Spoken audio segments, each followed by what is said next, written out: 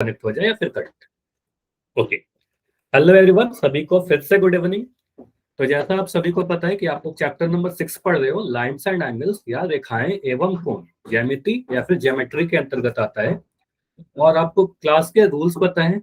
आपको पता है कि क्लास में आपको अपना कैमरा बंद रखना है, माइक बंद रखना है। डेफिनेटली कोई भी डाउट हो, छोटा सा भी डाउट हो, तो आप अपना माइक ऑन करके पूछ सकते हो अपना डाउट, ठीक है। उसके बाद आपको आंसर करने होते हैं। काफी क्वेश्चन पूछे जाएंगे आपको क्लास में, जिसके आंसर आप पोल सेक्शन में देते हो। तो पोल में आंसर करने के लिए आप क्या करोगे? पोल में आंसर करने के लिए आप सबसे पहले 3 डॉट पर क्लिक करोगे, फिर इस एक्टिविटी वाले ऑप्शन पर क्लिक करोगे, फिर वन पोल एक्टिव का एक ऑप्शन आएगा। यहाँ क्लिक करने के बाद आपको 4 ऑप्शन दिखेंगे। अब मेरा जो भी आंसर है ए, बी, सी या डी, तो मान लो मेरा आंसर अगर डी है, तो इस डी वाले सर्कल पर क्लिक करने के बाद वोट पर क्लिक करोगे, है ना। तो इस वोट पर क्लिक करने के बाद आपका आंसर सबमिट हो जाता है। तो ये तो पता है सभी को। तो सारे लोग ट्राई करिएगा कि जितना भी क्वेश्चन मैं पूछूं क्लास में, वो सारे का आंसर दीजिए, ताकि आपके अटेंडेंस में तो नाम आ ही रही है, पोल लिस्ट में भी आपका नाम आए। और जितना ज्यादा आंसर सही करोगे उतनी अच्छी आपकी रिपोर्ट बनेगी, ठीक है। तो ट्राई करो कि सारे आंसर ध्यान से सुनो क्लास में सारी चीजें को, और सही सही आंसर दीजिए, ठीक है। अब देखते हैं कि लास्ट क्लास में हमने क्या पढ़ा था। सिंपल सा टॉपिक था, बस हमने ये देखा था कि एंगल कितने प्रकार के होते हैं, कोण कितने प्रकार के होते हैं, बेस्ड ऑन उनके मेजरमेंट, उनके मापों के आधार पर। तो आप कह सकते हो सर, कोण जो होते हैं, न्यून कोण जिसको एक्यूट एंगल कहते हैं, सम कोण राइट एंगल, अधिक कोण ऑब्ट्यूस एंगल, रिजु कोण स्ट्रेट एंगल, प्रतिवर्ती कोण यानी रिफ्लेक्स एंगल, और संपूर्ण कोण यानी फुल एंगल। तो कितने हो गए टोटल, बताइए मुझे, टोटल कितने टाइप के हो गए? सर 6 कोण। 6। तो आप बोलोगे सर टोटल 6 प्रकार के कोण होते हैं, उनके मेजरमेंट के आधार पर, उनके मापों के आधार पर। अब यहाँ पर हम क्या करते हैं, इनके बारे में समझ लेते हैं थोड़ा एक एक करके, ठीक है। तो सभी 6 के बारे में देखते हैं कि क्या क्या है। सबसे पहले आप स्टार्ट करो। मान लो अगर हम समकोण जानना चाहते हैं कि राइट एंगल क्या है, जो बीच में आपको यहाँ पर लिख रहा है। समकोण यानी राइट एंगल का मतलब क्या? ऐसा कोण जिसका माप कितना होगा, बताइए मुझे जल्दी से। 90 degree sir. 90 degree, very good. तो आप बोलोगे सर ऐसा कोण जिसका मान 90 डिग्री के बराबर हो, उसको हम समकोण कह देंगे, ठीक है। फिगर भी ध्यान रखिएगा, फिगर कैसा दिखेगा, बिल्कुल इस तरीके से आपको फिगर दिखेगा, बिल्कुल एक के ऊपर दूसरी खड़ी, ठीक है। अब यहाँ पर एक चीज मैंने आपको बताया था कि कभी भी अगर दो लाइन या दो रे के बीच में ऐसा सिंबल दिख जाए आपको, ये चिन्ह को ध्यान दीजिएगा जो भी मैं बना रहा हूँ, ये वाला चिन्ह, अगर कभी यस। ऐसा सिंबल दिखे, तो इसका मतलब क्या होता है कि यहाँ पर 90 डिग्री का कोण बन रहा है। आपको चांदे की जरूरत नहीं है, मेजर करने की जरूरत नहीं है। इवन अगर मैं इसको थोड़ा उल्टा बना दूं, ऐसे भी अगर फिगर बना दूं, और यहाँ पर मैं एक साइन बना दूं, चिन्ह बना दूं कुछ ऐसा, तो इस सिंबल का मतलब मुझे बताइए यहाँ पर कितने डिग्री का कोण बन रहा होगा? आप बोलोगे सर यहाँ पर जो कोण बन रहा है वो 90 डिग्री का कोण बन रहा है, इसलिए ये दोनों के दोनों क्या है, समकोण है, ठीक है। तो 90 डिग्री का कोण बनेगा, ठीक है, दोनों जगह पर समकोण बन रहा है। उसके बाद न्यून कोण क्या होगा? ऐसा कोण जिसका मान 90 डिग्री से क्या हो, कम होना चाहिए। तो 90 डिग्री से नीचे वाले सारे मान न्यून कोण में आएंगे, एक्यूट एंगल में आएंगे। फिगर भी ध्यान रखिएगा, फिगर कैसे बनेगा, मान लो एक लाइन मैंने ऐसे बनाया और दूसरा लाइन बिल्कुल इस पे खड़ा बना दिया, तो अभी बोलोगे सर अभी तो 90 डिग्री बन रहा है, अभी आपने बताया। तो मैं झुकाव को अगर कम कर दूं, है ना, कुछ इस तरीके से मैं कम करते जा रहा हूँ, तो आप बोलोगे सर अभी ये सारे कोण जो दिख रहे हैं आपको, ये 90 डिग्री से कम दिख रहे हैं झुकाव। तो आप बोलोगे सर ये सारे कोण जो है आपको यहाँ पर जो बन रहे हैं, तो इस वाले कोण को आप बोलोगे सर न्यून कोण, ठीक है। तो एक्यूट एंगल कुछ ऐसा दिखता है। फिगर भी ध्यान रखिएगा। अगर आपसे कोई बोले कि एग्जाम्पल लिखिए, तो उदाहरण के तौर पर आप ढेरों एग्जाम्पल लिख सकते हो। आप लिख दो 30 डिग्री, आप लिख दो 25 डिग्री, है ना, आप लिख दो 89 डिग्री। तो ये सारे के सारे क्या है, 90 डिग्री से कम है। बहुत सारे मान है, सारे नंबर जो 90 से कम है, ठीक है, तो सारे न्यून कोण हो जाएंगे। हाँ, कितना बोल रहे विशाल? 83 डिग्री। हाँ, 80 कुछ भी लिख सकते हो, 90 से कोई भी छोटा मान आप लिख दो, वो सारे के सारे क्या होंगे, न्यून कोण होंगे। अब अधिक कोण क्या होगा? अधिक कोण में आप बोलोगे सर ऐसा कोण, 180 के बीच के कोण को।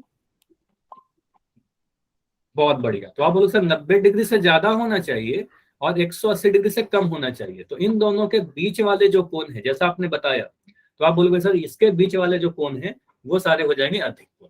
फिगर भी ध्यान रखिएगा, फिगर कुछ ऐसा दिखेगा।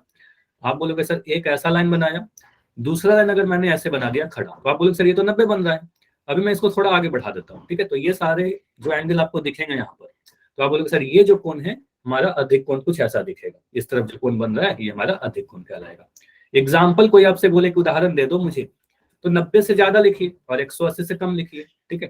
तो आप लिख सकते हो 120 डिग्री। आपने बोला सर 105 लिख दो, मैंने लिख दिया 105 डिग्री। आप बोल सकते हो सर 91 डिग्री होगा, बिल्कुल होगा। मैं लिख रहा हूँ 179, ही होगा क्या? Yes sir.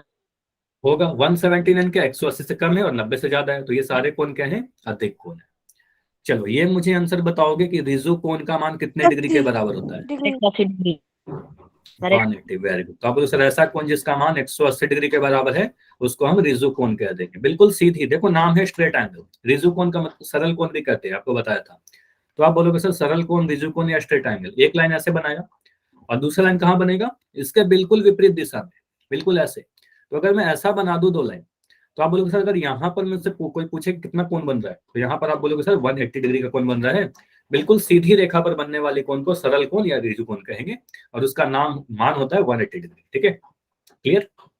ये हो गया हमारे पास रिजु कोण या फिर सरल कोण या फिर स्ट्रेट एंगल, बिल्कुल सीधा। रिजु का मतलब स्ट्रेट, याद रखिएगा। प्रतिवर्ती कोण, तो इसका एक रेंज बताया था। 180 हाँ बता सकते हो? 180 से ज्यादा और 360 से कम। Very good. तो आप बोल सर ऐसा कोण जिसका मान 180 डिग्री से तो अधिक हो, इससे तो ज्यादा होना चाहिए, लेकिन 360 से कम होना चाहिए। तो इसके बीच वाले जितने भी मान आप सोच सकते हो वो सारे के सारे मान कहाँ पर आएंगे? वो सारे के सारे प्रतिवर्ती कोण या फिर रिफ्लेक्स एंगल में आ जाएंगे। फिगर भी ध्यान रखिएगा। फिगर के बारे में आपको मैंने बताया, मान लो ऐसा बना दिया और एक ऐसे बना दिया। ठीक है, तो यहाँ पर जो आपको एंगल बनता हुआ दिखता है, इस तरफ से आप जो एंगल बनाओगे, तो यहाँ पर आप बोलोगे सर ये जो बन रहा है वो रिफ्लेक्स एंगल कहलाता है, प्रतिवर्ती कोण कहलाएगा। ठीक है, उदाहरण के तौर पर आप लिख सकते हो सर 200 डिग्री हमने लिखा। हाँ बताइए। Sir 285 degree. 285 लिख दो। ठीक है, बिल्कुल होगा। अगर मैं 315 डिग्री तो ये भी होगा। ठीक है, तो ये सारे के सारे कोण क्या है? प्रतिवर्ती कोण। ठीक है, 200 से ज्यादा और 180 से ज्यादा और 360 से कम। ठीक है, लास्ट मुझे बताइए संपूर्ण कोण का मान कितने डिग्री का बराबर होता है? 360 डिग्री। तो 360 डिग्री सिंपल है। आप बोलोगे सर 360 डिग्री एक पूरा सर्कल को कहेंगे सर, इसको कहेंगे संपूर्ण कोण या फिर फुल एंगल। एक और नाम बताया था कंप्लीट एंगल या फुल एंगल या फिर संपूर्ण कोण। फिगर कैसा बताया था आपको कि मान लो एक मैंने ऐसे लाइन बनाया, इसके ऊपर एक और बिल्कुल इसी के ऊपर बना दिया। ठीक है, इसी पॉइंट से एक ऊपर और बना दिया। और मैं आपसे अगर पूछूं, एक इस तरह के सिंबल बताया था कि अगर मैं यहाँ पर आपसे ऐसे पूछूं ना कि ये कोण कितने डिग्री का बन रहा है, तो ये पूरा जो कोण बन रहा है ना हमारा पूरा एक सर्कल। ठीक है, तो यहाँ पर बोलते हैं सर ये 360 डिग्री का कोण है और इसका नाम देते हैं संपूर्ण कोण। ठीक है, फुल एंगल। फुल एंगल से सर। चलिए, तो इसको ध्यान रखिएगा। देखो आपको क्या क्या ध्यान रखना है। एक तो उसका मान ध्यान रखिएगा, मेजरमेंट का रेंज। दूसरा फिगर भी ध्यान दीजिएगा। फिगर मैं क्यों कह रहा हूँ, कई बार आपसे क्या होता है ना, कुछ ऐसा फिगर दिखाया जाता है, आपको बोला जाएगा कि यहाँ पर जो कोण आपको दिख रहे हैं, इस कोण के बारे में आपको बोला जाएगा कि यहाँ पर जो कोण आपको दिख रहा है, एक रियल लाइफ एग्जांपल है बस, बोला जाएगा कि यहाँ पर जो कोण बन रहा है वो कैसा कोण है। ठीक है सर प्रतिवर्ती। प्रतिवर्ती कोण नहीं, प्रतिवर्ती नहीं है। इस तरफ से देखिए ना, ये वाला कोण। आपसे मान नहीं पूछा जा रहा, बस इस कोण का नाम पूछा गया है, कौन? अधिक कोण। ठीक है, तो यहाँ पर चेक करते हैं कि ये कैसा कोण है। देखो विशाल कैसे समझेंगे, बाकी सभी बच्चे ध्यान से देखिएगा। मान लो यहाँ पर मैंने एक लाइन बनाया। ठीक है, एक तो आपको पता है सर ये वाला लाइन है। चलो इसको मैं दूसरे कलर से बना रहा हूँ ताकि आपको बेटर दिख पाए। चलो एक लाइन ये दिख रहा है। अब अगर मैं यहाँ पर एक लाइन कुछ ऐसे बना दूं, ठीक है, एक खड़ी लाइन बना रहा हूँ ऐसे, और एक लाइन में इस डायरेक्शन में बना दे रहा हूँ कुछ ऐसे। ठीक है, अब मुझे बताइए अगर मैं इस लाइन की बात करूं, ऐसे एक लाइन बना दो, तो अभी जो आपको दिखेगा ना, आप बोलोगे सर ये 90 डिग्री कौन बन रहा है? एग्जैक्ट 90 दिख रहा है ये वाला। अभी मैं ऐसे खड़ा कर दूं तो आप बोलोगे सर ये 90 डिग्री बन रहा है। और अगर मैं इस पोजीशन में रखूं तो आप बोलोगे सर बिल्कुल सीधा आ गया, तो कहेंगे सर 180 बन गया। लेकिन हमारा जो एंगल बन रहा है वो 90 और 180 के बीच में, इन दोनों लाइन के बीच में, तो 90 से ज्यादा और 180 से कम। तो इस वाले कोण को आप क्या बोलोगे? सर ये जो कोण है मुझे साफ दिख रहा है, ये जो कोण है 90 डिग्री से तो ज्यादा है, 90 से तो ऊपर का मान है, लेकिन 180 डिग्री से छोटा रहा होगा। कितना है मुझे नहीं पता, मान नहीं दिया गया, लेकिन इतना मुझे पता है कि 90 से ज्यादा और 180 से कम रहा होगा। और 90 से ज्यादा और 180 से कम रहा होगा तो इसको क्या नाम दोगे बताइए? अधिक कोण।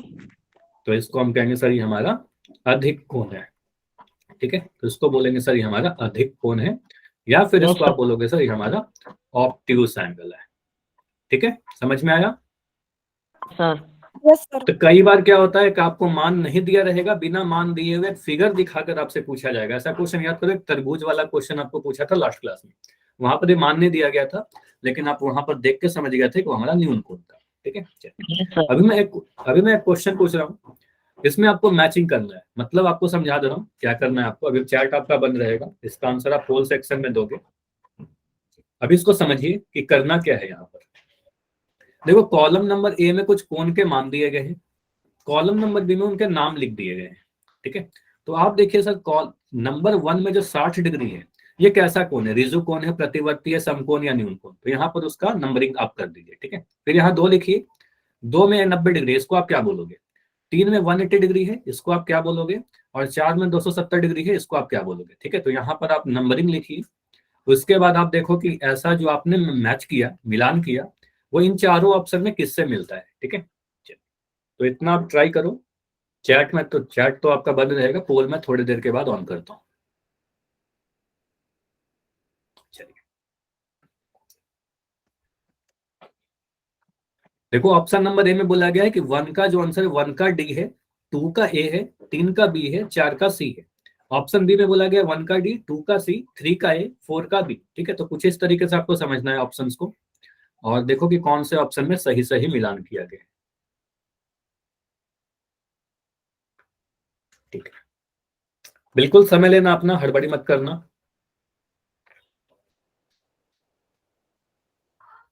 तो मैचिंग का क्वेश्चन है, मिलान। देखो, एक ही क्वेश्चन में आपको इतने सारे कोण के वैल्यू आपसे पूछ लिए गए, उनके नाम पूछे गए। ठीक है, तो क्वेश्चन ऐसे भी आपसे पूछा जा सकता है। 60 डिग्री को ए बी सी या डी कौन सा होगा? 90 डिग्री ए बी सी या डी कौन सा होगा? ठीक है, इस तरीके से आप मैच करिए, फिर अपने ऑप्शन को चेक करिए। नाइस। तो आप देखो, अगर समय लेकर सॉल्व करोगे ना, आपका आंसर सही होगा। हड़बड़ी मत करिए। ठीक है, आपकी पोल से ही आपकी रिपोर्ट बनेगी। नाइस, बढ़िया। अभी 4 बच्चे हो जिनका आंसर नहीं आया है, आंसर कीजिए। सर पोल में देना है। हाँ, पोल में देना है ना विशाल, अभी तक नहीं किया क्या आपने? आंसर कीजिए जाकर। जब भी 4 ऑप्शन वाले क्वेश्चन आएंगे, आपको आंसर पोल में देना है। तो अभी रुकते हैं लास्ट 15 सेकंड। चलो, तो क्लास में जितने बच्चे हो, वेरी गुड कि आप सभी ने आंसर दिया है। और अभी मैं पोल को एंड कर दे रहा हूं और इसको समझते हैं। चैट आपका ऑन है और सभी ने तो आंसर दे ही दिया है पोल में, वेरी गुड। देखो, यहां पर आप क्या बोलोगे? सर हमें क्या दिख रहा है? पहले में 60 डिग्री। अब 60 डिग्री कैसा है? एक सेकंड, 60 डिग्री कैसा है मुझे बताओगे? कौन सर? न्यून कोण। आप कहोगे सर 90 डिग्री से कम है, तो इसको कहेंगे सर न्यून कोण है हमारा। 90 डिग्री कैसा है? 90 डिग्री का मान तो हमें याद है, इसको तो समकोण कहते हैं, तो ये हमारा सी से मिल जाएगा। 180 डिग्री का नाम क्या है? कौन? रिजु कोण। अब चलो, अभी चैट में लिखना। ठीक है, अभी चैट में लिखना रिजु कोण या फिर स्ट्रेट एंगल। और 270 डिग्री का आंसर मुझे बताइए चैट में प्लीज, क्या होगा? 270 डिग्री कैसा कोण है? जो बच गया वही रहेगा ना। आप कहोगे सर प्रतिवर्ती कोण या रिफ्लेक्स एंगल। ठीक है, तो ये हमारा रिफ्लेक्स एंगल हो जाएगा। क्यों रिफ्लेक्स होगा? 180 से ज्यादा है और 360 से कम है। ठीक है, तो रिफ्लेक्स हो गया, प्रतिवर्ती कोण हो गया। अब इसको अगर हम देखेंगे तो क्या बोल रहे हैं? सर 1 को हमने किससे मिलाया? 1 को हमने मिलाया डी से, तो यहाँ लिख दिया डी। 2 को हमने किससे मिलाया? 2 को हमने मिलाया सी से, तो यहाँ लिख दिया सी। 3 को हमने किससे मिलाया? ए से मिलाया, रिजु कोण, तो यहाँ लिख देंगे ए। और 4 को हमने मिलाया 270 डिग्री को बी से मिलाया, तो क्या आ रहा है? 1 का डी, 2 का सी, 3 का ए, 4 का बी। अब ऑप्शन चेक करिए, तो आपको दिखेगा सर 1 का डी आपका आया था, यहाँ भी लिखा गया 1 का डी, बिल्कुल सही है। 2 का सी, यहाँ पर 2 का ए आ गया, ये गलत हो गया ना, तो हम कहेंगे सर ये पूरा आंसर हटा दीजिए। ठीक है, ये नहीं होगा। ऑप्शन बी को चेक करिए, 1 का डी बिल्कुल सही है। 2 का सी आपने बोला यहाँ पर, 2 का सी यहाँ भी आ गया, बिल्कुल सही है। 3 का ए आपने बोला, 3 का ए यहाँ भी है, बिल्कुल सही है। 4 का बी, 4 का बी बिल्कुल सही है ना, तो ये हमारा आंसर हो गया। इसलिए कहेंगे सर हमारा आंसर क्या होगा? ऑप्शन नंबर बी होगा। क्लियर? बाकी भी चेक कर लेते हैं अगर जल्दी से। तो आप कहोगे सर 1 का तो ए गलत हो गया, पहला ही वाला, तो ये तो हो ही नहीं सकता हमारा आंसर। और ऑप्शन डी को देखिए, तो 1 का डी तो सही है, लेकिन 2 का बी लिख दिया गया, जबकि 2 का तो हमारा सी आया था। तो 2 का बी नहीं होगा तो ये पूरा गलत हो गया, ठीक है। तो कहेंगे सर ऑप्शन नंबर बी, ऐसे में हमारा आंसर तो पहले ही मिल गया था, ठीक है। तो आंसर क्या होगा, ऑप्शन नंबर बी। तो बस एक टाइप देखा आपने कि एक ही क्वेश्चन में इस तरीके से चारों कोण के नाम पूछ लिए गए आपसे, ठीक है। इसमें कोई डाउट किसी का, एनी डाउट? नहीं ना, चलिए तो ये Doubt. क्लियर है आपका, ठीक है।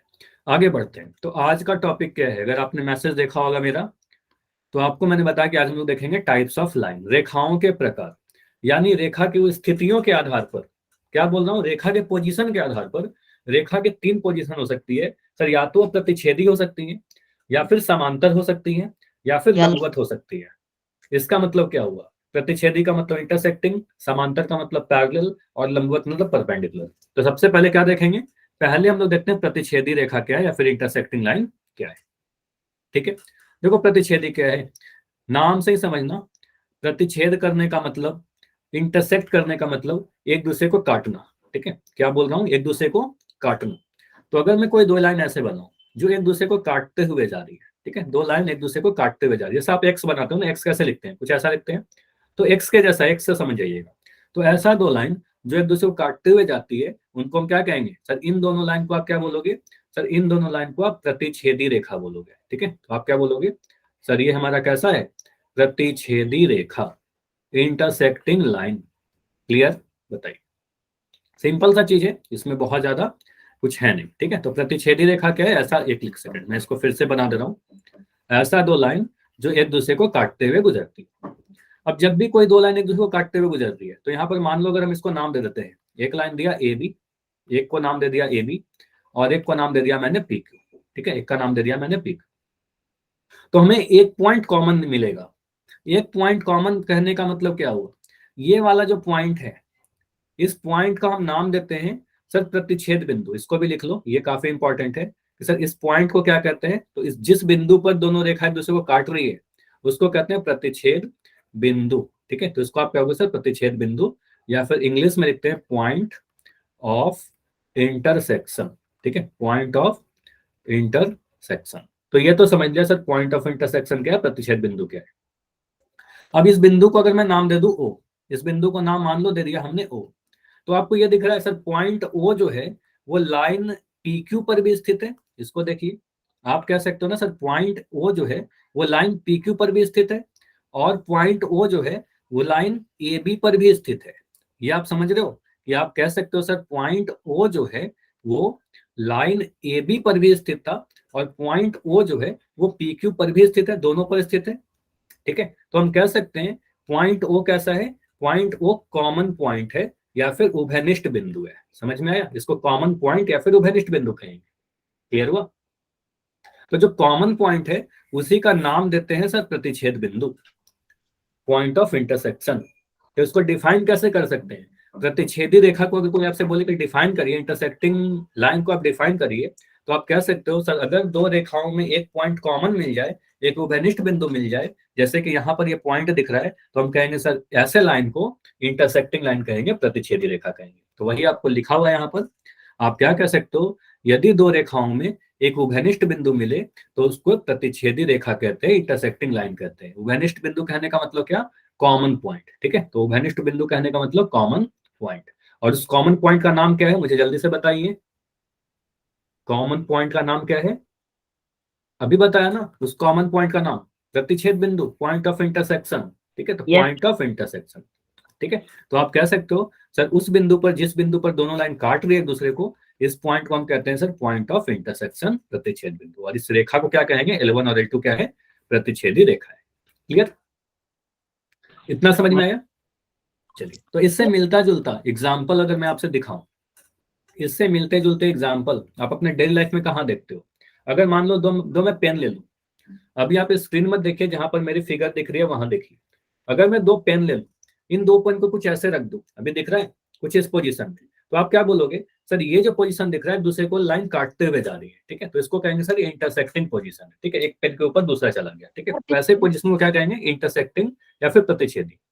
तो डेली लाइफ एग्जाम्पल में आप देख सकते हो सर, हम लोग कैंची देखते हैं, कैंची में क्या दिखता है, एक लाइन, ये अगर मैं इसको लाइन से कंपेयर करूं, ऐसे ये लाइन तो है नहीं, लेकिन आप कह सकते हो सर एक ये वाला आर्म और एक ये वाला आर्म, ये दोनों भुजाएं क्या है, एक दूसरे को काटते हुए गुजर रही है, तो एक तरह से ये प्रतिच्छेदी रेखा के जैसा बन रहा है।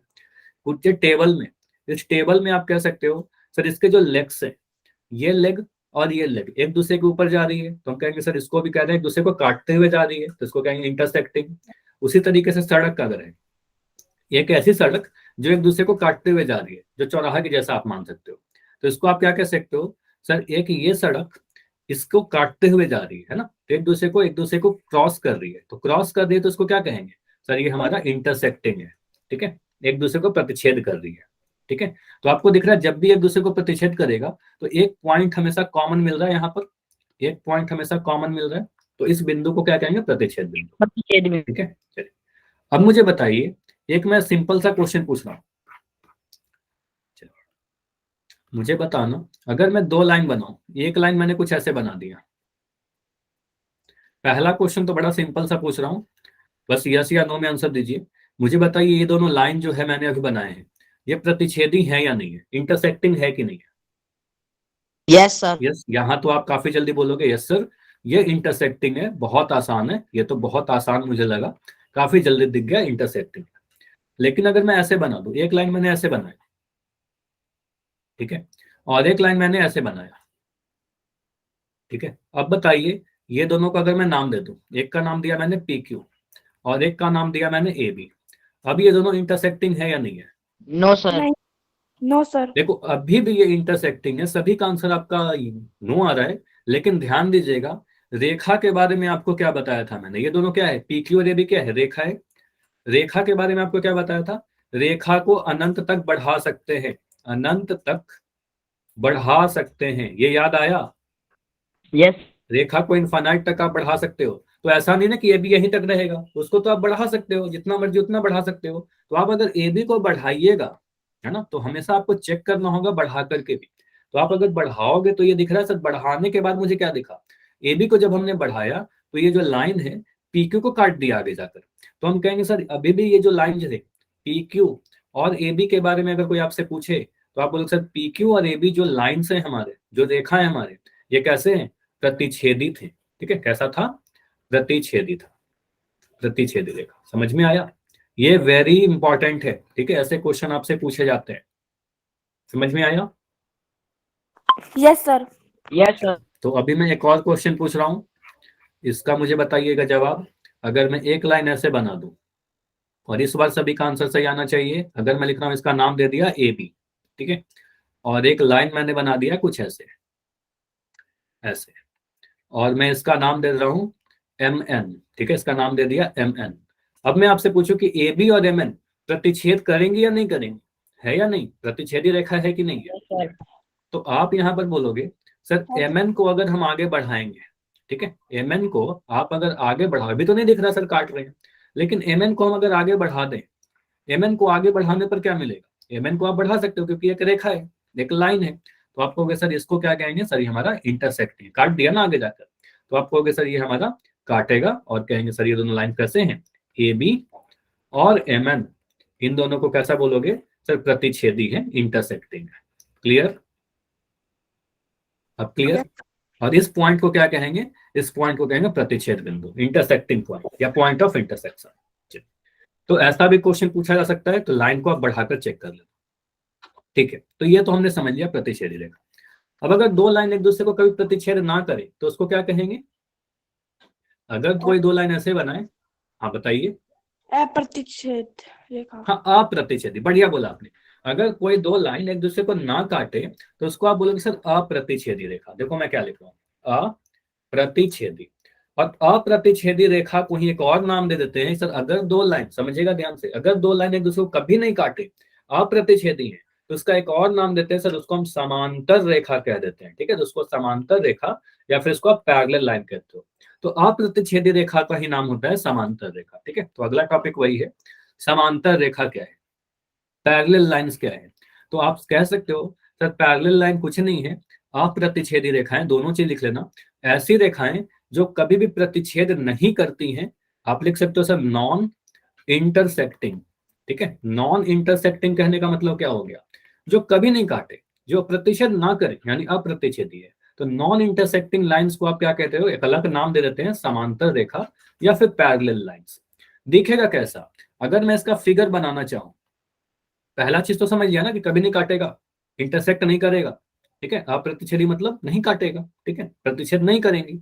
अब उसके बाद फिगर बनाते हैं, तो फिगर कैसा बनाएंगे, आप कह सकते हो एक लाइन मैंने कुछ ऐसा बनाया, चलो इसको मैं थोड़ा इधर बना दे रहा हूं, आपको सर मान लिया एक लाइन हमने कुछ ऐसा बनाया,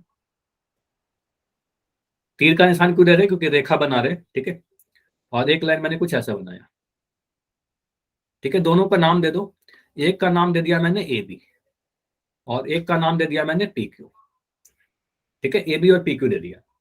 अब यहां पर आपको क्या दिखेगा, सर ए बी को हम बढ़ा के चेक करते हैं, ये दोनों काट रहा है क्या, तो ए बी को आप बढ़ाइए, तो ए बी को मैंने बढ़ाया इस डायरेक्शन में, ठीक है, बिल्कुल सीधे आपको उस डायरेक्शन में बढ़ा दिया। पी क्यू को मैंने बढ़ाया, तो आप देखो सर इस तरफ अगर दाएं तरफ बढ़ाया तो कभी नहीं काटा, है ना, नहीं काट रहा। अगर मैं उल्टे दिशा में बढ़ा दूं तो आप देख रहे हो सर इधर भी जब बढ़ाया तो भी नहीं काट रहा, तो ए बी और पी क्यू को आप क्या बोलोगे, सर ये दोनों लाइन को हम कितना भी बढ़ा दे एक दूसरे को काट नहीं रही है, और अगर नहीं काट रही तो क्या कहेंगे, ए बी और पी क्यू कैसा लाइन है, बताइए। आप समांतर। बोलोगे सर ये दोनों समांतर है, ठीक है, यानी पैरेलल है, ठीक है, तो इसको आप बोलोगे सर पैरेलल लाइन है या फिर समांतर रेखा है, ठीक है, इतना समझ में आया। पैरेलल का मतलब क्या होता है, जो कभी नहीं काटे, ठीक है, आप ये भी लिख सकते हो जो कभी नहीं काटे, ठीक है, जो कभी इंटरसेक्ट नहीं करे, ठीक। तो पहला चीज हमने समझ लिया, ठीक है, कि पैरेलल लाइन जो होगा सर वो कभी एक दूसरे को काटेगा नहीं, ठीक है, प्रतिच्छेद नहीं करेगी। दूसरा चीज नोट कीजिए, इंपॉर्टेंट है, देखो कोई भी दो लाइन अगर एक दूसरे को काटती है, ये समझिएगा, अगर दूसरे को काटेगी यानी प्रतिच्छेद करेगी तो उनके बीच कोई कोण बनेगा ना, ये समझ में आया कि इसको हम कोण कहते हैं, एंगल कहते हैं। अगर एक दूसरे को काटेगा तो कोण बनेगा, अब काट ही नहीं रहा है तो कोण नहीं बनेगा, है ना, काट ही नहीं रहा है तो कोण नहीं बनेगा। लेकिन अगर आपसे कोई बोले कि सर पैरेलल लाइन के बीच में कोण कितने डिग्री का बनता है, एंगल अगर कोई आपसे पूछ ले कि पैरेलल लाइन के बीच कितने डिग्री का एंगल बनता है या कितने डिग्री का कोण बनता है, तो आप क्या बोलोगे, तो आपका आंसर होना चाहिए 0 डिग्री। तो इसको नोट कर लीजिए, दो समांतर रेखाओं के बीच जो कोण बनता है वो 0 डिग्री का बनता है या फिर 0 डिग्री का बनता है। तो ये काफी इंपॉर्टेंट पॉइंट है, वेरी इंपॉर्टेंट है, आपसे कई बार पूछा जाता है, इसको कई बार हम लोग यूज भी करते हैं। तो पैरेलल लाइन के बीच कितने डिग्री का कोण बनेगा, 0 डिग्री, मैं पूछूंगा आपसे, ठीक है। तो समांतर रेखाओं के बीच 0 डिग्री का कोण बनता है, इसको नोट कीजिएगा, वेरी इंपॉर्टेंट पॉइंट है, ठीक है। तो ये हमने समझ लिया। दूसरा दूसरा दो चीज हमने समझ लिया। थर्ड पॉइंट आपको क्या समझना है, थर्ड पॉइंट में आपको ये जानना है, सर समांतर रेखाओं के बीच की दूरी जो होती है ना वो हमेशा बराबर लग रही है मुझे। भाई अब देखो देखो, अगर मैं ऐसे बना दूं एक फिगर, एक पैरेलल एक लाइन मैंने से बनाया और एक लाइन ऐसे बनाया, अगर ये दोनों लाइन समांतर है, अगर ये दोनों लाइन समांतर है तो यहां पर आप डिस्टेंस देखिए, यहाँ पर आप बोलोगे सर ये जो दूरी है, मान लो अगर हमने लिख दिया सर यहाँ पर 3 सेंटीमीटर है, तो यहाँ पर दूरी कितनी रहेगी, आप बोलोगे सर यहाँ पर भी दूरी 3 सेंटीमीटर ही रहेगी। यहाँ पर दूरी कितनी रहेगी, आप बोलोगे सर 3 सेंटीमीटर ही रहेगी। यहाँ पर दूरी कितनी रहेगी, 3 सेंटीमीटर ही रहेगी। तो पैरेलल लाइन के बीच की दूरी जो है वो हमेशा सेम रहेगी, इक्वल रहेगी, समझ में आया। Yes sir. तो डिस्टेंस हमेशा पैरेलल लाइन के बीच का दूरी रहेगा सेम। अगर मैं इंटरसेक्टिंग लाइन बनाऊं तो ये सेम नहीं रहता। आप बोलोगे सर यहाँ पर देखिए, यहाँ पर 1 सेंटीमीटर है, यहाँ पर वो दूरी बढ़ के 2 सेंटीमीटर हो गया, यहाँ पर वो 3 सेंटीमीटर हो गया, यहाँ दूरी बढ़ते जा रही है, ठीक है, या फिर इस डायरेक्शन में जाओगे तो घटते जा रही है, ठीक है, तो दूरी यहाँ पर बदल रहा है, लेकिन पैरेलल लाइन में दूरी जो होता है वो बराबर रहता है, ठीक है। तो आप कह सकते हो, अगला जो पॉइंट हमें समझना है, सर समांतर रेखाओं के बीच की दूरी सदैव समान रहती है, ऑलवेज क्या रहता है, डिस्टेंस ऑलवेज इक्वल, ठीक है। तो डिस्टेंस ऑलवेज इक्वल ये भी लिख सकते हो, डिस्टेंस क्या होता है, हमेशा सेम रहता है। तो यहाँ पर आप कह सकते हो, इस फिगर को आप ध्यान दीजिए, मान लो अगर कोई क्वेश्चन आपसे पूछे, इसको मैं थोड़ा जूम करके आपसे बता रहा हूँ, मुझे बताइए, अगर मैं आपसे बोलूं कि यहाँ पर दूरी, या इसको फिगर में ऐसे बना दूं, मैं बोलूं mn की जो लंबाई है, mn की लंबाई अगर कह रहा हूँ 2 सेंटीमीटर, और आपसे पूछ ले कि यहाँ पर मुझे बताइए pq की लंबाई कितनी है, तो क्या बोलोगे, pq की लंबाई कितनी होगी, 2 सेंटीमीटर ही बोलेंगे, ठीक है। तो आप बोलोगे सर mn और pq बराबर बराबर होगा, दूरी बराबर रहेगी पैरेलल के बीच, ठीक है, 2 सेंटीमीटर रहेगा, ओके। चलिए, तो ये हमें समझ में आया कि डिस्टेंस हमेशा क्या होगा, इक्वल होगा। अब आते हैं रिप्रेजेंटेशन पर कि उसको रिप्रेजेंट कैसे करते हैं, निरूपित कैसे करते हैं। ठीक है, तो रिप्रेजेंटेशन देखिए कैसे रिप्रेजेंट करेंगे। एक लाइन मैंने कुछ ऐसे बनाया, समझिएगा। देखो ज्योमेट्री में क्या होता है ना, कई बार हम लोग स्केल से नहीं जल्दी जल्दी डायग्राम बनाते हैं, तो जब डायग्राम बनाते हैं तो कई बार हमसे क्या होता है कि एग्जैक्ट पैरेलल लाइन ना बन पाए, हो सकता है कि थोड़ा बहुत ही हिल गया होगा। तो हम क्या करते हैं, एग्जैक्ट पैरेलल लाइन दिखाने के लिए हमें ये बस बताना है कि सर ये जो लाइन है, पहले नाम दे देता हूं इसको। ठीक है, नाम दे दिया ए बी और पी क्यू, मान लो इसका नाम दे दिया ए बी और इसका नाम दे दिया पी क्यू। हमें ये बताना है कि सर ए बी और पी क्यू समांतर है। तो हम क्या करते हैं, इसके ऊपर एक तीर का निशान लगा देते हैं और इसके ऊपर भी एक तीर का निशान लगा देते हैं। अब ये तीर का निशान देखो, तो छोर पर जो तीर का निशान लगा हुआ है, ये जो छोर पर तीर का निशान लगाया, ये बता रहा है कि रेखा है ये अनंत तक बढ़ेगी। लेकिन जो बीच में मैंने तीर का निशान बनाया, ये जो तीर का निशान है, ये बता रहा है कि ए बी पी क्यू के समांतर है। ठीक है, तो आप बोलोगे सर बीच में जो तीर का निशान हमने लगाया, इससे पता चल जाएगा कि ए बी और पी क्यू समांतर है। ठीक है, ये लिखने का तरीका होता है। उसके बाद इसको लिखने का एक और तरीका है, इसको हम इस तरीके से भी लिख सकते हैं। अगर हमें लिखना हो कि ए बी पी क्यू के समांतर है, तो आप लिखोगे सर ए बी, ये इंपॉर्टेंट है, नोट कीजिएगा, ए बी पैरेलल, समांतर का एक सिंबल होता है, दो खड़ी लाइन बनाते हैं, दो ऐसे खड़ी लाइन बनाते हैं। तो आप बोलोगे सर दो लाइन बनाया और यहाँ पर फिर लिख देंगे पी क्यू। तो आप बोलोगे सर ए बी क्या है, पी क्यू के समांतर है। ये लिखने का तरीका है। तो कभी भी अगर ऐसा लिखा रहे तो इसका मतलब समझना है कि ए बी पी क्यू के समांतर है। क्लियर? अगर मैं ऐसे बना दूं, ओके एक सर। लाइन है, ठीक है, एक लाइन मैंने कुछ ऐसे बनाया और एक लाइन ऐसे बनाया। ठीक है, और सभी छोर पर तीर का निशान लगा ही दे रहा हूं। और मैं क्या कर रहा हूं, इस पर दो तीर यहां पर बना दिया और दो तीर यहां बना दिया। तो दो तीर का मतलब क्या हो गया, आप बोलेंगे सर दो तीर यहां भी लगा हुआ है और दो तीर यहां भी लगा हुआ है, इसका मतलब ये दोनों लाइन समांतर है, पैरेलल है। ठीक है, अब इसका नाम दे दो, मान लो इसका नाम दे दिया एक्स वाई और इसका नाम दे दिया मैंने एम एन। तो आप क्या बोलोगे, सर एक्स वाई जो है वो पैरेलल है एम एन के। तो ये लिखने का तरीका समझ में आ रहा है, X Y parallel to M N, X Y M N के समांतर है। अब एक्स वाई एम एन के समांतर है तो उल्टा भी लिख सकते हैं, इसमें कोई प्रॉब्लम नहीं है, एम एन भी एक्स वाई के समांतर होगा। क्लियर? ये समझ में आया? Yes sir. चलिए, तो इसका यूज कहां पर करते हैं, अगर ये आप पढ़ रहे हो तो इसको यूज कहां पर करेंगे, वेरियस जगह पर यूज करते हैं। वेरियस जगह पर डायग्राम बनाने में हम लोग इसका यूज करते हैं। जैसे समझिए, अगर हमने एक बनाया समांतर चतुर्भुज पैरेललोग्राम, तो इस फिगर को आप ध्यान से देखोगे तो आप कहोगे सर मुझे दिख रहा है ए बी के ऊपर भी, चलो इस फिगर में ए बी और सी डी, तो इसको देखिए सर ए बी के ऊपर भी एक तीर का निशान लगाया गया है और सी डी के ऊपर भी एक तीर का निशान लगाया गया है। तो इसका मतलब क्या हुआ कि ए बी जो है वो सी डी के समांतर रहा होगा। ये जो लाइन ए बी दिख रहा है वो सी डी के समांतर रहा होगा। ठीक है, और इसको हमने लिखा सर ए बी, फिर दो लाइन बनाया खड़ी और फिर सी डी लिख दिया। इसका मतलब क्या हुआ, ए बी सी डी के समांतर है। लिखने का तरीका भी समझ लिया और उसका रिप्रेजेंटेशन भी समझ लिया। अब अगर मैं लिखूं यहाँ पर, सर मुझे दिख रहा है सर एक लाइन ए सी और एक लाइन दिख रहा है बी डी। अब ए सी पर भी दो तीर का निशान लगाया गया है, आप कहोगे सर ए सी पर भी दो तीर लगाया गया है और बी डी पर भी दो तीर लगाया गया है। तो इसका मतलब क्या हुआ, ये दोनों लाइन जो है आपस में समांतर रही होंगी। ठीक है, तो आप कह सकते हो सर ए सी जो है वो बी डी के समांतर है, ए सी बी डी के समांतर है। तो कुछ इस तरीके से यूज करते हैं तो हमें पता चलता है तीर को देखकर कि कौन सा लाइन किसके समांतर है। ठीक है, चलो एक और मैं डायग्राम बना रहा हूँ। ये समझ में आ रहा है ना, इतना क्लियर है सभी को? Yes sir. चलिए, तो आगे बढ़ते हैं। और अगर मैं एक डायग्राम, देखो आपको ये समझ में आ जाएगा इससे, इसको हम लोग वेरियस जगह पर यूज करते हैं। जैसे अगर मैं एक लाइन ऐसे बना दूं, एक लाइन ऐसे बना दूं, ठीक है, अब मैं क्या कर रहा हूं,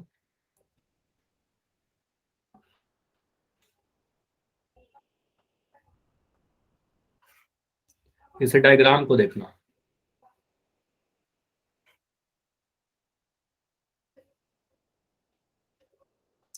ठीक है, अब इसका मैं कुछ नाम दे रहा हूं पहले।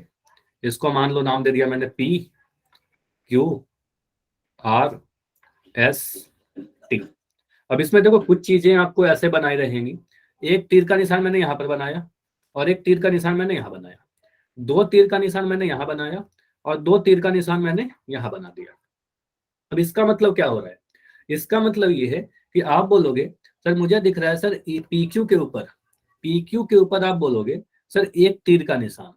ठीक है, और उसके बाद वेरी नाइस। तो पी क्यू के ऊपर एक तीर का निशान है और आर एस के ऊपर भी एक तीर का निशान है। दोनों जगह पर आपको दिखा सर, एक तीर का निशान मुझे यहाँ दिख रहा है और एक तीर का निशान मुझे यहाँ दिख रहा है। तो इसका मतलब क्या हुआ, ये दोनों समांतर हो गई। तो हम ऐसा लिख सकते हैं क्या, आप इसको सिंपली लिख दोगे सर, मुझे पहला चीज हम ये लिख सकते हैं, पी क्यू लाइन जो है, पी क्यू जो दिख रहा है आपको यहाँ पर, पी क्यू पैरेलल है किसके, आर एस के। पहला चीज समझ में आया, कोई भी डाउट है तो बिल्कुल बताइएगा माइक ऑन करके। पी क्यू आर एस का समांतर है, क्लियर, कितना क्लियर है सभी को? Yes, sir. चलिए अगला आप कहोगे सर मुझे ये भी दिख रहा है कि क्यू आर के ऊपर एक तीर का निशान लगाया गया, सॉरी दो तीर का निशान लगाया गया यहाँ पर, क्यू आर के ऊपर दो तीर का है और दो तीर का निशान कहाँ पर दिख रहा है, एस टी के ऊपर दो तीर का निशान दिख रहा है, मतलब क्यू आर एस टी को पैरेलल बोलेंगे, Q R S T parallel हो जाएगा। Very nice. तो आप कहोगे सर क्यू आर जो है, हाँ क्या बोल रहे थे, क्यू आर QR और TR समान है। क्यू आर और एस टी, क्यू आर और एस टी ना, तो क्यू आर और एस टी, Yes, तो sir. एस टी क्या है, समान नहीं है समांतर है। आप कहोगे सर पैरेलल है, तो क्यू आर और एस टी समांतर, तो उसको लिखने का तरीका क्या होगा, क्यू आर लिखेंगे, दो लाइन बनाएंगे और एस टी बनाएंगे। तो दो तीर का निशान मतलब क्या हो रहा है, तीर का निशान क्या समझा रहा है कि पैरेलल है, समांतर है, यहाँ भी तीर का निशान, यहाँ भी तीर का निशान, समांतर है। समांतर कहने का मतलब क्या हुआ, वो दोनों को आप कितना भी बढ़ा दो कभी इंटरसेक्ट नहीं करेगा, कभी नहीं काटेगा। तो यहाँ पर आप कंफ्यूज मत होना, इसको मैं थोड़ा अगर बढ़ा के भी दिखा दूं, आप कह रहे हो सर क्यू आर को अगर हम बढ़ाएं, क्यू आर को बढ़ा लीजिए, तो क्यू आर को आप कितना भी बढ़ा लीजिए, ठीक है, ऐसे बढ़ा लिया, और एस टी को आप कितना भी बढ़ा लीजिए, क्यू आर और एस टी क्या दिख रहा है सर, कभी भी एक दूसरे को नहीं काटेगा, ठीक है, बिल्कुल समांतर जा रहा है, ठीक है। चलिए तो ये समझ में आया सभी को, यस सर। समांतर का मतलब। अब समांतर का एग्जाम्पल भी देख लीजिए कि डेली लाइफ में हम लोग कहाँ कहाँ पर इसको देखते हैं। एग्जाम्पल आप अगर कोई आपसे पूछ ले कि डेली लाइफ में मिलता जुलता ऐसा उदाहरण कहाँ देखते हैं, तो आप कह सकते हो सर क्रिकेट का जो विकेट है, काफी उदाहरण तो कह सकते हो आप। क्रिकेट का विकेट में आप कह सकते हो कि ये जो तीनों विकेट जो दिख रहे हैं हमें सर, ये तीनों कैसा है, बिल्कुल एक के बाद एक खड़ी है। तो आप कह सकते हो सर इसके, ये कोई भी विकेट एक दूसरे को काट नहीं रही है और इसके बीच की दूरी बराबर है, तो हम कहेंगे सर ये तीनों कैसे हैं, ये तीनों के तीनों समांतर है, ठीक है। जो आपको ग्रिल दिख रहा है यहाँ पर, लोहे की जो रॉड है सारी, तो आप बोलोगे सर ये पहला वाला रॉड, कोई भी दो रॉड को ले लो, इसको मैं थोड़ा जूम कर दे रहा हूँ, ठीक है।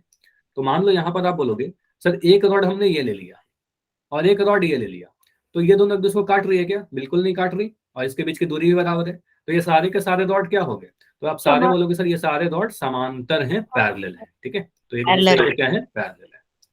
तो समांतर का मतलब समझ में आया, पैरेलल का मतलब। Yes sir. चलिए तो पैरेलल समझ लिया, अब आगे बढ़ते हैं कि प्रतिच्छेदी क्या होता है, सॉरी लंबवत क्या होता है। पहले चीज नोट करो, सबसे पहला पॉइंट, कि जब भी सर लंबवत बोला जाए या परपेंडिकुलर बोला जाए, पहला चीज हमारे दिमाग में आएगा 90 डिग्री। क्या लिखा आपने, 90 डिग्री। परपेंडिकुलर का मतलब 90 डिग्री, सिंपल, ठीक है। तो जब भी कोई दो लाइन एक दूसरे को काटे तब तो प्रतिच्छेदी कहेंगे, अगर कोई दो लाइन एक दूसरे को काटे तो इसको हम प्रतिच्छेदी कहेंगे।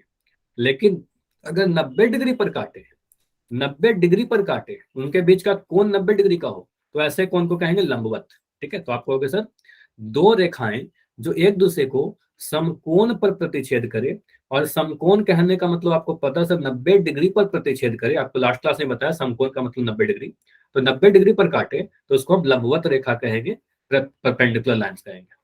अच्छा इतनी बार वाई मत लिखिए, दो बच्चे बार बार वाई लिख रहे हो, ठीक है, एक बार वाई लिख दो समझ में आ जाएगा, ठीक है। तो आप कह सकते हो सर अगर हमारे पास कोई कोण दो लाइन एक दूसरे को 90 डिग्री पर काट रही है तो उसको हम क्या कहेंगे, लंबवत रेखा या फिर परपेंडिकुलर लाइन, ठीक है।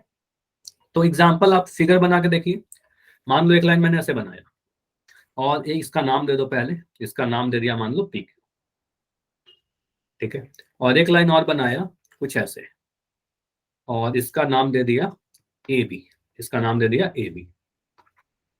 तो आप क्या कह सकते हो सर पी क्यू लाइन और ए बी लाइन, अगर मैं यहाँ पर एक चिन्ह बना दूं, अगर मैं ऐसा चिन्ह बना दूं और आपसे पूछो कि मुझे बताओ जल्दी से कि यहाँ पर कितने डिग्री का कोण बन रहा होगा, आप क्या बोलोगे, 90 डिग्री कौन सबको। 90 डिग्री।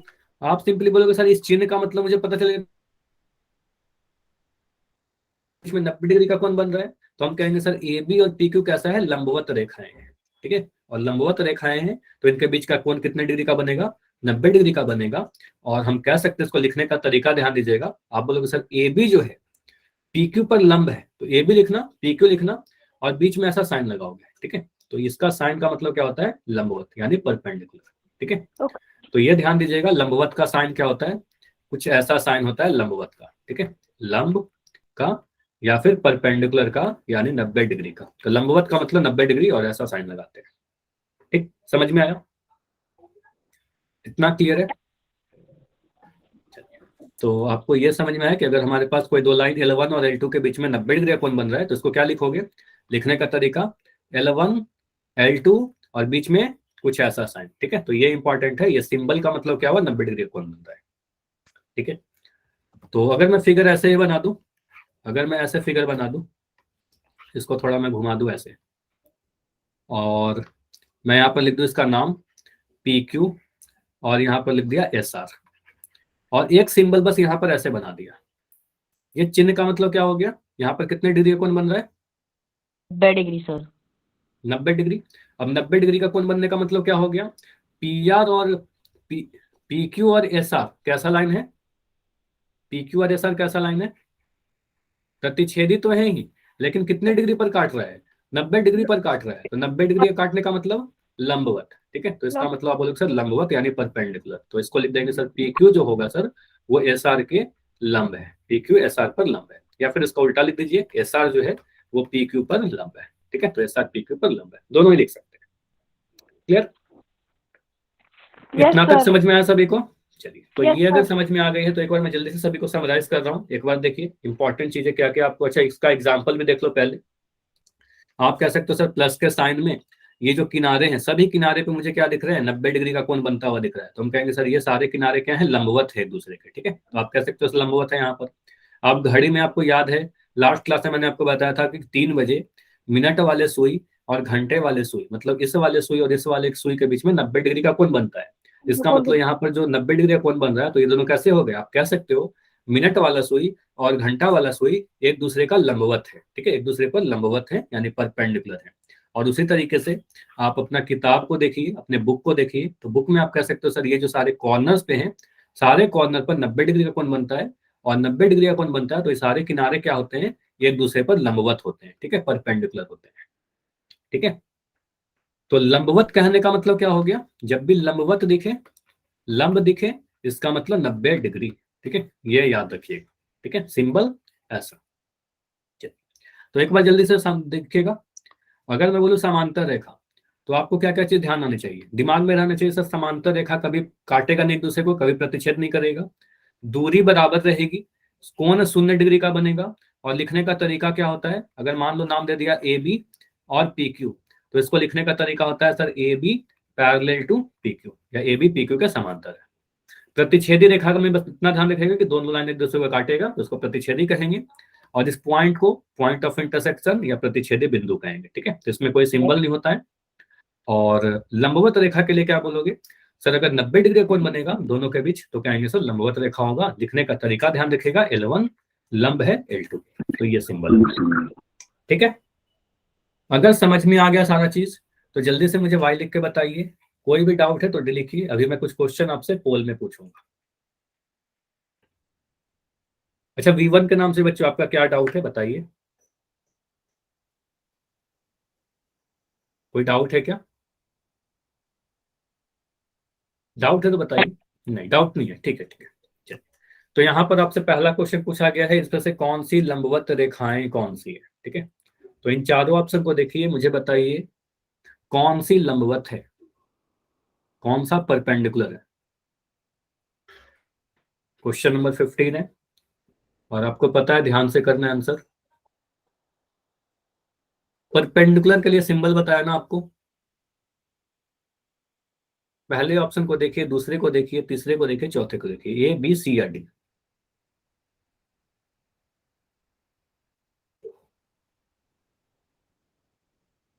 बस स्किप मत करना, ठीक है, मतलब छोड़ना नहीं है कोई भी क्वेश्चन, हर क्वेश्चन को आपको आंसर देना है।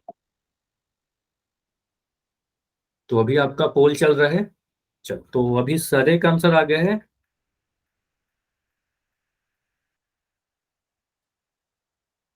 नहीं अभी भी कुछ बच्चे हो, 2 बच्चे और हो जिनका आंसर नहीं आया है। तो 10 सेकंड रुकते हैं, आखिरी 10 सेकंड, लास्ट 10 सेकंड्स, लास्ट 5 5 4 3 2 1। चलिए तो पोल को मैं एंड कर रहा हूं और इसको समझते हैं। अच्छी बात है कि जितने बच्चों ने आंसर दिया है सभी का आंसर सही है, लेकिन एक बच्चे ने आंसर नहीं दिया। ठीक है, तो आप यहाँ पर बोलोगे सर अगर हमें लंबवत रेखा पहचाननी है, परपेंडिकुलर लाइन पहचाननी है, तो करके ऑप्शन देखते हैं। लंबवत रेखा के बीच में कितनी डिग्री कोण बनेगा, तो आप बोलोगे सर 90 डिग्री का कोण बनेगा। ठीक है, लंबवत मतलब परपेंडिकुलर मतलब 90 डिग्री। ऑप्शन ए में तो तीर का निशान लगा दिया, तो कहेंगे सर ये तो प्रतिच्छेद नहीं करेंगे, तो समांतर रेखा है, आंसर नहीं होगा। ऑप्शन नंबर सी देखिए, काट तो रहा है लेकिन कितने डिग्री कोण बन रहा है ये नहीं पता हमें। ठीक है, तो यहाँ पर कितने डिग्री कोण बन रहा है हमें नहीं पता, तो हम कहेंगे सर ये आंसर नहीं हो सकता।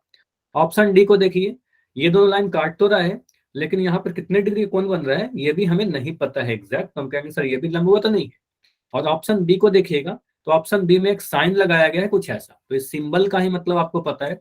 फिर कभी भी अगर ऐसा साइन लगा रहे तो इसका मतलब यहाँ पर जो कोण बन रहा है वो 90 डिग्री का बन रहा है, और 90 डिग्री का मतलब ये वाला लाइन और ये वाला लाइन कैसा है, लंबवत है, परपेंडिकुलर है। तो ऑप्शन नंबर बी हमारा सही हो जाएगा। ठीक है, जो आप सभी के आंसर थे, काफी सिंपल सा था। अगला क्वेश्चन करिए।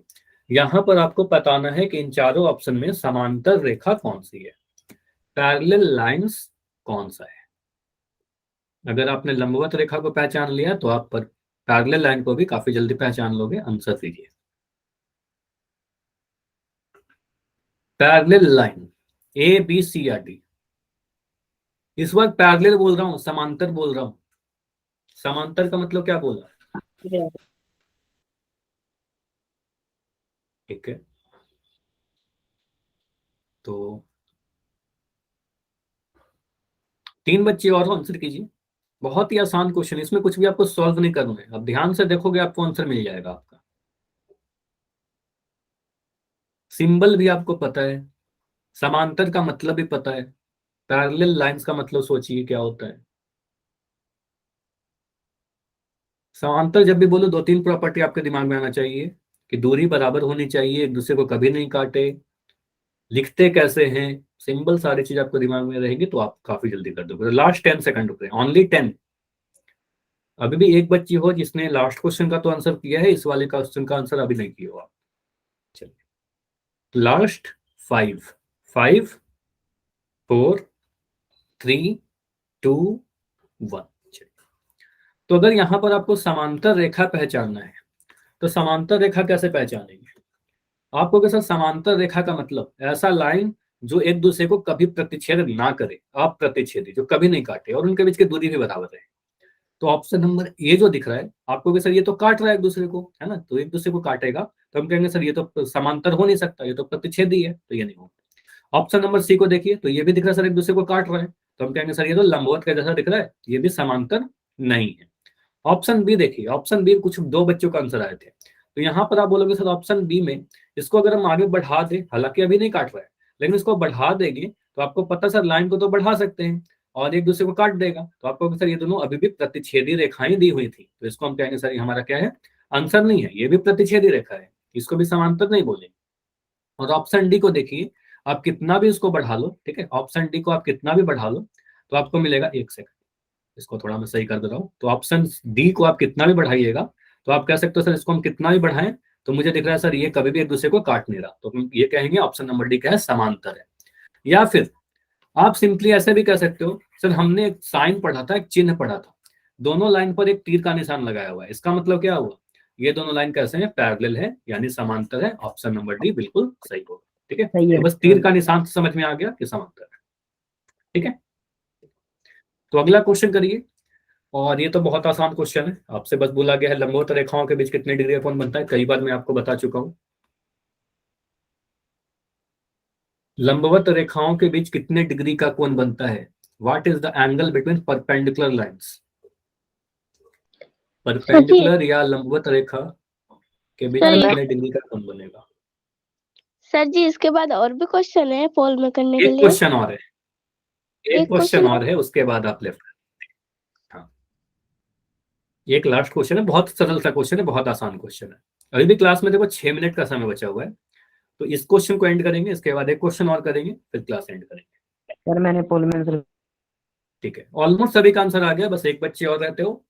चलिए, तो अभी सभी का आंसर आ गया, तो अभी मैं पोल को एंड कर रहा हूँ। अच्छा, कोई बच रहा है क्या, किसी का रहता है, नहीं ना, ठीक है। तो अभी मैं पोल एंड कर दे रहा हूँ और इसको समझते हैं।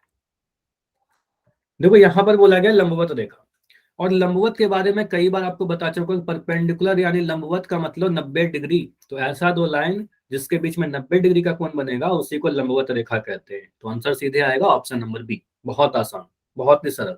ठीक है, एक लास्ट क्वेश्चन करें। तो एक लास्ट क्वेश्चन है आपके लिए, और अब तक का जितना भी क्वेश्चन आया सभी इजी थे, और उससे भी सबसे आसान क्वेश्चन मैं आपसे पूछ रहा हूँ। बस मुझे बताइए इन चारों फिगर में देखकर कि प्रतिच्छेदी रेखा कौन सी है, इंटरसेक्टिंग कौन सा है। तो ये आपका आज का लास्ट क्वेश्चन है, बहुत ही आसान क्वेश्चन। बस आपको प्रतिच्छेदी रेखा पहचानना है, इंटरसेक्टिंग लाइंस पहचाननी है। इंटरसेक्टिंग का मतलब आपको पता है, आंसर दिख जाएगा।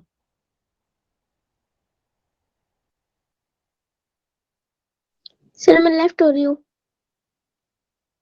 अच्छा, आप लेफ्ट हो रहे हो, ठीक है, आप लेफ्ट कर सकते हो अगर आपने आंसर दे दिया है तो, और आपको अगर इसका कंसेप्ट सारी पता है तो आप लेफ्ट कर सकते हो। ऐसे क्लास बस 1-2 मिनट और चलेगा, आप कर सकते हो तो कर लो। ठीक है, तो अभी किसी का रहता है क्या? ठीक है, सभी का आंसर आ गया, कोई बचता है अभी? No sir. ठीक है, तो मुझे जहां तक दिख रहा है एक बच्चे और रह रहे हैं। लास्ट 5 सेकंड रुकते हैं। 5 4 3 2 1। तो पोल को मैं एंड कर रहा हूं और इसको समझते हैं। चैट आपका ओपन है, इसमें कुछ है क्या? आप काफी जल्दी कर सकते हो सब। प्रतिच्छेदी रेखा, इंटरसेक्टिंग लाइन, ऐसा लाइन जो एक दूसरे को काट रहा है, काटेगा। तो कहेंगे सर ऑप्शन ए में दिख रहा है, ये पहला लाइन ये हुआ, दूसरा लाइन ये हुआ, एक दूसरे को काट रही है, इसको हम क्या कहेंगे? पॉइंट ऑफ इंटरसेक्शन कहेंगे। इस बिंदु को आप कहोगे पॉइंट ऑफ इंटरसेक्शन, प्रतिच्छेदी बिंदु। ऑप्शन नंबर ए हमारा आंसर होगा। ठीक है, बाकी सारे लाइन क्या होंगे? Option number C, option number B और ऑप्शन नंबर डी, ये सारे कैसे हैं? समांतर रेखाएं, पैरेलल लाइन से, कभी एक दूसरे को नहीं काटेगी, आप कितना ही बढ़ा लीजिए। ठीक है, तो ऑप्शन नंबर ए हमारा इस क्वेश्चन का बिल्कुल सही उत्तर था। क्लियर है? कोई भी डाउट है क्या आज के क्लास में? No doubt sir. हाँ सर। क्लास इतना ही रखेंगे। और हाँ, 1 सेकंड आप लोग रुक जाना सभी लोग, और मैं आपकी पोल की रिपोर्ट दिखा दे रहा हूँ पिछले क्लास की। ठीक है।